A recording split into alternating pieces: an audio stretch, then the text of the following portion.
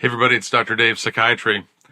Thanks for joining me in my new and rebuilt YouTube studio. So as you can see, I've got pretty much everything out except my special book that I have from Dr. Romano. That's in a box someplace. I have to find it, but I'll get that later. Thank you for all of your well wishes as we recover from the fire and get into the new office. Appreciate your comments, and both on the internet and personally, so thanks a lot. Today I'm going to do a product-specific video about a medicine called bupropion, which you know typically as Wellbutrin. There's other brand names for Wellbutrin. I think one of them is Aplenzen, which I don't use because it's brand name, and 450, which is the 450 milligram once a day. But basically, Wellbutrin is a medicine that we've used since the 1980s, late 1980s. It's a great medicine. It works for a lot of people. And so we're going to talk about how I think about it, what it's used for, and hopefully that if you're taking it, thinking about taking it, or you have friends who are taking it, you will understand more about Wellbutrin, which is what I'm going to call the brand name of generic bupropion. Bupropion. One of the problems with it is it's hard to say. Bupropion is the right way to say it. Sometimes I mess it up. So I'm just going to stay with Wellbutrin. Even though that's the trade name, that's when I'm talking to patients, I talk about Wellbutrin, and then I write for the generic. So what is Wellbutrin? Well, it is a norepinephrine booster. So I look at it in that way. In the research literature, it is known more typically as a norepinephrine dopamine reuptake inhibitor, which is listed as an NDRI. One of the confusing aspects of this is that when it first came out, it was referred to as a selective NRI, a selective norepinephrine reuptake inhibitor. Well, then they came out with, so that was called an SNRI. Then they came out with duloxetine Cymbalta, which was termed an SNRI, which meant serotonin norepinephrine reuptake inhibitor. So there's a lot of confusion about the SSRI, SNRI, SDRI, I think, or NDRI. Yeah, that's it. Lots of D's and R's and I's that are confusing. So in my mind, when I'm teaching to patients, I typically just talk about it as a norepinephrine booster. Now, technically, that's not actually true. We know that Wellbutrin works differently in different parts of the brain. So in the parts of the brain that dopamine is relevant, then there is increased activity in dopamine activity due to Wellbutrin. But in my world, typically I'm using norepinephrine boosting as the tool that is intended to increase concentration, attention, focus, but also treat symptoms of anxiety and depression. So really anything that is caused by low norepinephrine, I use Wellbutrin as a norepinephrine booster. And it's really my lead tool for that. So very simply, if your norepinephrine activity should be in this normal range, and if I believe you're low and we talk about that, then I'm using Wellbutrin as your norepinephrine booster. So I sort of just want to bypass all those S's and D's and N's and R's and I's and just talk about norepinephrine boosting. Norepinephrine is made in a tiny little gland called the locus coeruleus, about less than half of an inch long and about less than a quarter of an inch wide, and it sits at the base of your brain, and all it does your entire life is it makes this chemical norepinephrine, and it's supposed to distribute it in the places that you need it in your brain. And if you have low norepinephrine activity, a lot of times that can cause problems with depression, anxiety, and also attention deficit disorder. And so Wellbutrin is a medicine that treats all those conditions. So for people that have depression symptoms, depressed mood, low interest, low energy, hopeless, helpless, can't concentrate, thoughts of being dead, that are driven by serotonin shortage, well, norepinephrine isn't going to help. Alternatively, if their symptoms are caused by norepinephrine shortage, absolutely it's going to help. So a lot of times we only figure that out because we use 2 or 3 trials of serotonin boosters such as Prozac, Zoloft, Paxil, and if we get failure, then sometimes that might indicate that serotonin shortage is not the problem. You have something else, norepinephrine shortage. So if we believe you have a norepinephrine shortage that causes depression, then a trial of Wellbutrin a lot of times will prove that that's the case, and Wellbutrin helps a lot of people that have sort of almost been pre-screened by treatment with the serotonin boosters, what you call the SSRIs. We also use Wellbutrin when we have the situation of attention deficit disorder, because it was really determined a long time ago that if low norepinephrine is your problem, that's what causes attention deficit and ADD, ADHD symptoms, difficulty concentrating, focusing, paying attention. And so the release agents that we've talked about in previous videos that cause release of norepinephrine from the brain cells, those medicines like Adderall and Ritalin, well, that production or increase of activity of norepinephrine really doesn't have to do with production. So the way I look at and the way I teach use of Wellbutrin is that Wellbutrin doesn't work right away. It doesn't cause quick release of norepinephrine, but there's something about it that increases that activity of the locus coeruleus over time to help norepinephrine activity. So really, when we're using Wellbutrin for the treatment of ADHD, the downside of that is that it doesn't work right away.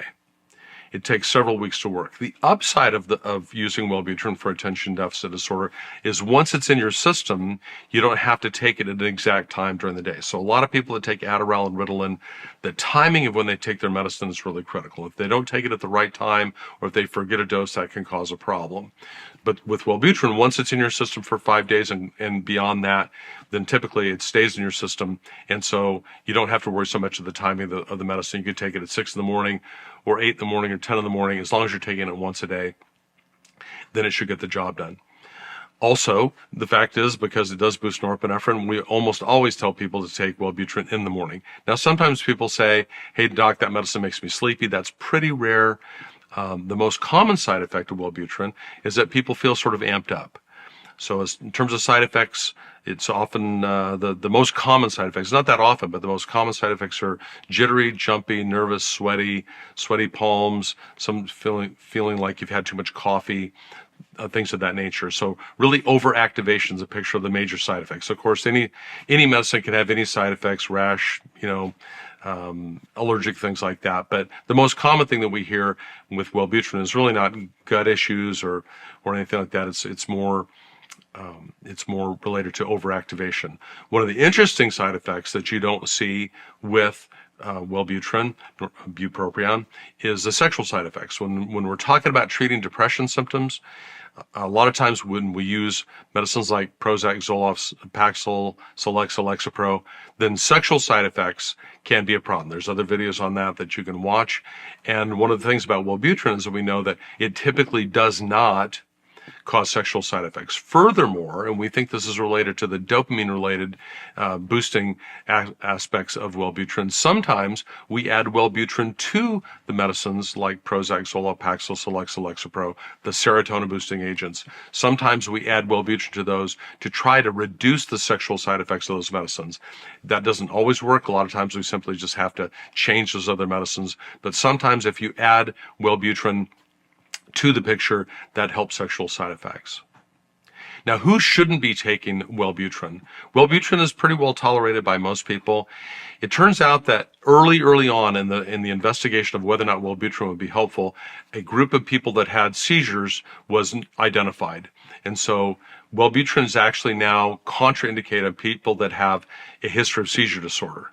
The people that were noted to have problems with seizures during the investigation phase of Wellbutrin were people that had bad eating disorders, that is to say bulimia or anorexia. So officially, Wellbutrin is contraindicated, that is to say should not be used in patients that have a history of seizures or a history of eating disorders, specifically bulimia or anorexia. Now, how often do people admit to that? Sometimes people don't talk about their eating disorders. People very often will talk about have seizure disorder, and so I shouldn't be taking the Wellbutrin, and that's absolutely true.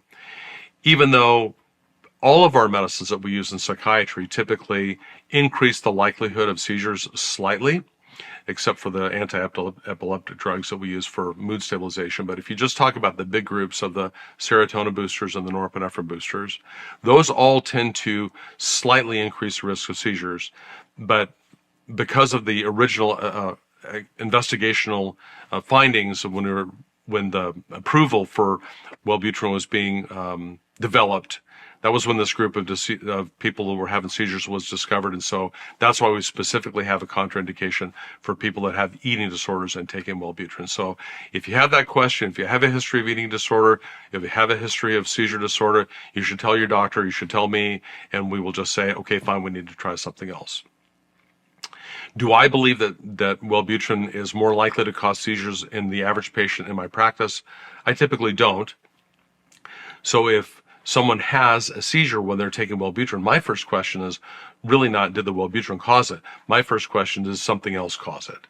And obviously that beyond stopping the Wellbutrin, what we want to do is make sure that that person gets into the hands of a neurologist so they can do investigations to see why somebody might be having a seizure. The most important one being some type of abnormal mass in your brain, which would be like a brain tumor or something of that nature. So it's not enough just to stop the Wellbutrin. It's probably the next step is to make sure that that patient is evaluated by a neurologist. It's important to say that anytime you have a medicine that responds or causes a positive response, that we look at the chemical response as opposed to just the predicted response. What I'm really getting to is that there are a lot of patients that have terrible anxiety, and Wellbutrin treats those patients successfully. So we typically don't look at low norepinephrine as the reason for anxiety, but if we try multiple medicines, Prozac, Celexa, Lexapro, Cymbalta, or the benzodiazepines like Xanax, Klonop, and Ativan, and patients still have anxiety, well, a certain proportion of those people, they get better on Wellbutrin. So why is that? Does that mean that Wellbutrin is an anti-anxiety medicine? Actually, I would not be the guy to say that, but I would say that in typical troubleshooting fashion, if you get better with a medicine that boosts norepinephrine and your symptom is anxiety and panic, that means that your anxiety and panic was caused by low norepinephrine. So if this is what's causing your anxiety and Wellbutrin helps it, well, that's because that's what the medicine does. It proves to us when we do that trial. So when patients have failed with the other, quote, anti-anxiety medicines, as long as patients know that we're doing it in sort of just a research type fashion, one-on-one with them, then it's absolutely appropriate to try that. And when they benefit from it, well, they're not going to argue and tell me that it's not an anti-anxiety medicine. They're going to say, hey, doc, thanks for helping my anxiety.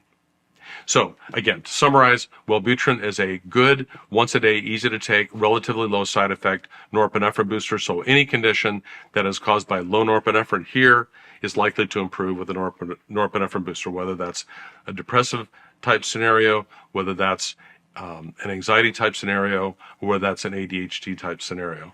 One last thing I would want to say is that Zyban is one of the names that Wellbutrin was marketed as in order to treat smoking cessation.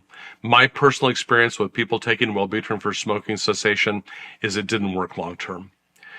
Zyban, Wellbutrin was prescribed a lot. There was a lot of hope that it would help people not smoke. For some people, they say that it did decrease their desire for cigarettes, but in general, in my opinion, Zyban did not prove itself to be really very useful in people quitting smoking. So I'm not one of those people that recommends that be done. If you've seen my video on smoking cessation, pretty much that technique, the vape technique, is the only one that I've seen long-term people get away from cigarettes. So even though bupropion, Zyban was tried for that, even though if you tried it, it helps you, hey man, keep doing it. If it helps you, no argument there. But in my experience with large groups of patients, it really did not prove itself to be very useful. Okay, that's about all I'm going to say about Wellbutrin today. Zyban, Wellbutrin, Aplenzin, 450, all the other names, but generic bupropion, a little difficult to say, but that's one of the main norepinephrine boosters that I use in my practice every day. I hope those insights are helpful. Obviously, go to the University of the Internet and read a lot of stuff, but those are my insights, and that's how I think about Wellbutrin in my practice. So I'm Dr. Dave, Psychiatry. I hope that's helpful. Thanks for coming to see me today.